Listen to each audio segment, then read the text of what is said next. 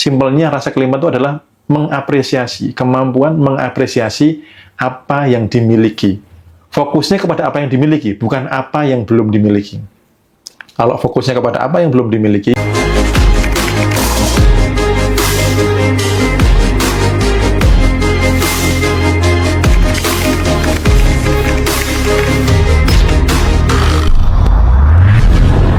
ini ada banyak pertanyaan, sepertinya teman-teman sangat excited yang di YT ya, tentang kelimpahan. Ada dari Nia Dani, izin bertanya Mas Bimo, bagaimana caranya hidup tanpa bekerja? Pernah beberapa kali buka usaha namun belum berhasil. Saya merasa tertekan setiap kali bekerja, berpindah-pindah kerja juga tetap merasakan hal yang sama. Saya hidup bebas. Saya ingin hidup bebas. Mohon pencerahannya, Mas. Oke. Yang dibenahi sebenarnya bukan kerja tidak kerjanya ya, tapi rasa yang dipancarkan. Menciptakan batasan enggak? Gitu. Berkelimpahan enggak rasanya? Itu. Kalau mau enggak bekerja, mau berbisnis, satu sadar kayanya harus punya dulu. Gitu. Sadar kayanya punya dulu. Lalu kemudian kita nggak cukup hanya belajar tentang spiritual, belajarlah tentang bisnis. Kalau mau bisnis jualan online, misalkan jualan online di TikTok, ya belajarlah ke orang-orang yang ahli di bidangnya. Dulu saya terombang-ambing 4 tahun dalam belajar bisnis online. Saya jualan online, nggak berhasil ya, mungkin adanya cuma dikit lah ya gitu. Kenapa nggak berhasil? Saya nggak punya mentor. Begitu saya dapat mentor, saya ketika tahu ilmunya, kalau mau jadi miliarder, belajarlah ke miliarder. Maka sejak saya punya mentor, 1 tahun pertama saya mencapai 1 miliar pertama saya. Karena saya belajar dari orang yang mengalami. Dan bisnis itu kan, selama bisnis itu kelihatan ya, kan enak, misalkan online nih, habis ngeklik ini, ngedit video seperti ini, setting iklan seperti itu kan hal yang kelihatan. Gitu. Jadi teman-teman yang mau berbisnis, secara kesadaran kaya kelimpahannya dibentuk, dibangun, jangan memancarkan kekurangan. Lalu dari sisi actionnya, teman-teman juga perlu latihan. Nggak bisa hanya dengan rebahan saja memancarkan kelimpahan, lalu berharap hidup ini berkelimpahan, tiba-tiba uang datang dalam kopernya pun harus disuguhkan di depan, gitu ya, dibukakan, gitu ya, nggak bisa. Kita tetap harus ada action nyata, gitu. Oke, jadi waktu itu Mas Bimo sudah punya kesadaran kekayaan, terus juga kepercayaan diri, gitu ya, Mas. Jadi kepercayaan diri itu mampu berperan penting ya untuk menciptakan kelimpahan. Betul, karena kalau nggak percaya akan diri, terus gimana gitu loh. Diri nggak dipercaya, diajak berkelimpahan. Maka di dalam buku Repent di hari ketiga, itu salah satunya adalah untuk meningkatkan kepercayaan diri. Jadi kita meminta maaf kepada tubuh yang terlalu diabaikan berpuluh-puluh tahun, nggak pernah dirawat dan lain sebagainya, energinya lemah, gampang capek, gampang sakit. Nah, ketika diri sudah oke, maka lebih mudah percaya diri. Karena percaya diri itu berarti percaya kepada diri. Nah, pertanyaannya, diri seperti apa yang mau dipercaya? Nah, kalau dirinya tercoreng-coreng, nggak jelas gimana mau percaya diri. Kalau dirinya clear, percaya diri itu mudah. Gitu. Begitu saya dapat mentor di bidang bisnis, maka untuk meningkatkan atau mencapai 1 miliar pertama itu lebih mudah dibandingkan yang saya kejar 4 tahun itu utang yang malah makin nambah. Begitu punya mentor, akhirnya 1 tahun pertama bisa mencapai 1 miliar gitu. Oke, nah kita beralih ke pertanyaan teman-teman kita yang ada di TikTok nih Mas Bimo. Untuk merasa keberlimpahan, bolehkah membeli barang-barang diskon atau bekas karena harganya lebih terjangkau? Ya, rasa yang dipancarkan apa? Kalau rasanya dibalik membeli barang diskon dan barang bekas, kalau ada rasa saya kan uangnya dikit. Gitu. Nah, itu berarti apa? Memancarkan kekurangan. Kecuali misalkan nih, beli barang bekas itu karena ada orang yang tua gitu ya, terus udah dipanggul, capek gitu ya, keringetan gitu. Kok saya tiba-tiba dek gitu loh, harus berkontribusi untuk bapak-bapak tua ini. Ya udah saya beli, nggak peduli barangnya apa, walaupun itu barang bekas, walaupun barang diskon atau apa, tapi niatnya adalah untuk berbagi. Nah, itu rasa kelimpahan. Jadi membeli itu hanyalah kegiatan. Teman-teman rasa apa yang muncul? Nanti di kelas offline ini akan saya bedah banyak sekali hal-hal yang ternyata itu menghambat kelimpahan. Contoh kemarin saya share salah satunya di live TikTok yang di waktu saya datang ke salah satu komal, di komalnya Bu Ana, saya mau pamitan, saya kasih spill sedikit ya. Teman-teman ada nggak di sini yang pakai kaos dalamnya sobek? Kalau ada, buang, saya bilang gitu. Seperti itu saja, itu bisa menghambat kelimpahan. Kalau rasa yang muncul begitu mau pakai, mau beli, aduh belum punya uang lah, tak eman-eman, itu sudah menghambat kelimpahan, memancarkan kekurangan. Jadi teman-teman itu jangan lihat peristiwanya. Sepanjang hari, disiplinlah, memancarkan kelimpahan, maka hidup Anda akan berkelimpahan gitu. Ngomong-ngomong soal kaos bolong nih, kadang kan kita ada nih Om, kaos bolong, udah bolong mau dibuang tapi kok masih nyaman gitu, adem gitu. Nah, itu mempengaruhi juga Om? Nah, tergantung rasanya. Kalau rasanya mau beli karena duitnya sedikit, ngerasa sedikit tadi loh, itu pengaruh. Okay. Gitu. Saya kemarin nggak nyampe bolong sih, longgar aja itu loh, sudah nggak enak. Ini kok kayak 2 badan gitu. Udah saya masukkan ke tempat sampah gitu loh. Karena saya nggak mau menunda sesuatu karena merasa kekurangan. Itu. Oke, next ke pertanyaan berikutnya dari Kak Siti. Mas Bimo, cara menghilangkan mental block.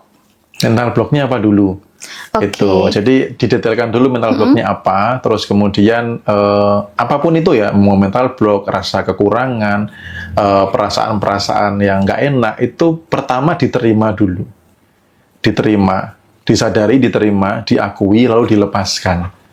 Itu dilepaskan. Cara melepaskannya bisa dengan visualisasi, bisa dengan merasa ada angin yang datang lalu membawa rasa itu. Jadi jangan sampai itu diizinkan berlama. Dan jangan diprogram ulang. Saya itu punya mental block. Ketemu orang, saya itu punya mental block. Ngomong sama orang, ketemu orang gitu kan menguat. Nah, coba stop berbicara itu, dilepaskan ya. Sadari, akui, terima, lepaskan. Setelah itu, isi program baru. Bahwa saya ini berkelimpahan, saya kaya raya, saya bahagia, saya jujur, saya amanah, saya tekun, saya orangnya beruntung. Itu diulang-ulang self-talk-nya. Sehingga, kalau tadi nyambung ke materi meditasi, di sini ada sirkuit lintasan baru, software-nya baru, skripnya baru, maka realita berubah. Gitu. Oke, nah ini ada yang suruh sepil mentor bisnis nih, mau disepil nggak mentor bisnis Mas Bimo ini siapa? Saya dulu, satu mentor pertama itu dari platform Baliomall, dulu mentornya ada Mas Arli Kurnia, ada Christina Lee, walaupun tidak secara langsung ya, karena Christina Lee ada di dalam sana, ada Bung Afan, ada Ari Budiman Suko, itu orang-orang hebat yang mencapai, mereka adalah seorang miliarder. Maka saya tempel terus nih gitu. Saya tempel terus, saya belajar ke mereka, saya belajar mindset-nya. Dan ketika ada orang kaya, jangan hanya belajar bisnisnya. Di balik dia kaya, dia orangnya seperti apa, attitude-nya seperti apa, karakternya seperti apa, daya juangnya seperti apa. Jangan hanya niru, oh dia jualan pisang, oke saya jualan pisang. Belum tentu omsetnya akan sama. Jadi pelajarinya tidak hanya teknis bisnis saja, termasuk karakter, attitude, ibadahnya, dan semua tentang kehidupannya. Ketika teman-teman mirip dengan mereka, maka hasilnya tidak akan jauh beda nantinya. Gitu. Oke, begitu ya. Teman-teman udah dicatat belum ya ini nama-namanya tadi ya? Next, kita ke pertanyaan teman kita yang ada di YT dari Kak Mutia Firdaus. Saya minta Mas Bimo, saya ibu rumah tangga yang nggak kerja. Saya ingin lebih baik kehidupan saya. Saya pengen sekolahin dan kuliahin anak. Gimana caranya, Mas? Yang pertama, carilah dulu database seorang ibu rumah tangga yang bisa menyekolahkan anak dan menguliahkan anak. Itu untuk apa? Untuk menasehati diri Anda supaya nggak membatasi. Karena gini loh, kadang teman-teman tuh pengen berkelimpahan, tapi menciptakan batasan. Ibarat semesta tuh mau apa sih gitu loh. Nggak jelas. Kalau teman-teman mau kelimpahan, fokus aja kelimpahan. Jangan saya cuma ibu rumah tangga, saya ini sudah tua, saya cuma karyawan. Itu dihilangkan. Realitas saat ini dihilangkan dulu. Nah, baru setelah itu, banyaklah database orang-orang yang menyerupai Anda, yang hanya seorang ibu rumah tangga, yang bisa menyekolahkan anaknya sampai kuliah. Minimal menasihati dulu. Setelah itu bangun rasa kelimpahan, lalu apa upaya Anda yang bisa menghasilkan uang? Tentunya dengan cara ajaib, mudah, dan menyenangkan. Tidak harus bekerja keras. Karena kalau dalamnya, semesta kecilnya berkelimpahan, nanti realita lebih mudah berkelimpahan gitu. Oke, Begitu. Nah, ini ada teman TikTok kita yang tanyanya, ini kayaknya mewakili semua orang. Dari Kak Nonik, Mas Bimo kalau diberikan baju, tas, sepatu dari seseorang walaupun tidak baru, apakah menghambat? Itu kan peristiwanya, ya. Jadi peristiwa itu emosinya bisa beda-beda. Nah, rasamu gimana? Yang tahu rasamu kan dirimu, gitu loh. Misalkan aku dibelikan temen baju bekas gitu, nggak baru itu. Nah, Anda rasanya apa gitu loh? Kalau rasanya syukur nggak apa-apa, tapi kalau rasanya apa ya? Kok aku kayaknya masih terlihat orang yang pantas dapat barang bekas ya gitu. Kayaknya aku tuh masih kelihatan miskin atau berkekurangan. Ya itu mengganggu gitu loh. Jadi peristiwanya sama, rasanya itu bisa beda. Jadi teman-teman jangan terjebak di konten peristiwanya, di yang kelihatan mata. Tapi yang di sini loh, yang di dalam. Rasanya apa? Karena semesta hanya membaca vibrasi, getaran rasa. Bukan peristiwanya apa, Anda dibelikan apa, dibelikan oleh siapa, baru atau bekas, semesta tidak peduli itu. Tapi rasa yang Anda pancarkan atas dampak dari peristiwa itu yang memancar ke semesta, yang dibaca, dan dia akan mengembalikan apa yang Anda rasakan. Gitu. Oke, next dari Kak Dunia Sementara dari TikTok. Kalau punya bisnis online, perasaan apa yang harus dipancarkan agar banyak yang check out barang kita, Mas? Sama, berkelimpahan. Mau bisnis online, bisnis offline, jualan baju, jual tanah, jual rumah. Jadi teman-teman pastikan paham benang merahnya bahwa bukan yang kelihatan. Gitu. Kalau teman-teman bertanya dari sisi spiritual, berkesadaran kaya, maka jawabannya itu. Nggak boleh memancarkan kekurangan, ngeluh, kemudian cemas, khawatir, takut. Itu larangan bagi siapapun yang berprosesi untuk menjual sesuatu, jual rumah, jual tanah, jual online, jual offline, apapun itu. Ya. Termasuk bisnis-bisnis apapun itu, rasanya harus tidak boleh berkekurangan, harus kelimpahan. Nah, kalau detail bisnisnya, belajarlah dengan orang yang ahli di bidangnya. Kuncinya itu, kalau mau bisnis online, jangan dengarkan nasihat orang yang gagal di bisnis online. Apalagi orang pengangguran nasihatin Anda, jangan bisnis online, nanti kamu ditipu, nanti online itu nggak ada barangnya, nggak bisa dipegang, nggak jelas. Kalau Anda dengerin, selesai. Kalau Anda mau ahli di dalam sesuatu, belajarlah, dengarkan nasihat orang-orang yang ahli di bidangnya. Gitu. I see. Nah, dalam memancarkan kelimpahan nih, jenis informasi atau pengalaman yang Mas Bimo masukkan ke dalam pikiran diri sendiri sehari-hari yang membantu menciptakan perasaan kelimpahan itu apa, Mas, contohnya? Semuanya sudah saya bahas di buku ini ya. Di hari pertama pastinya itu kesadaran pertama akan Tuhan gitu loh. Akannya.